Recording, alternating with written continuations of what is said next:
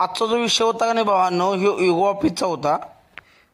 मग पहिला आलो आणि स्विचबोर्ड खोलून घेतलो. स्विचबोर्ड 12 मॉडेलचा होता आणि प्रॉब्लेम काय होता माहिती आहे काय, की फॅनमध्ये काहीतरी प्रॉब्लेम आलेला. फॅन बंद पडलेला. मग खोलून घेतलो आणि बघायला चालू केलो की काय प्रॉब्लेम आहे. खोलल्यावर बघतोय तर एक न्यूट्रलचा प्रॉब्लेम होता. न्यूट्रलची वायर कट झालती. मग आपण चालू करून बघितलो स्विच, तर फॅन चाललेला. मला लागलीच आता प्लेट आवळून घेऊया. प्लेट आवळून घ्यायला चालू केलं. प्लेट आवळलं पूर्णपणे.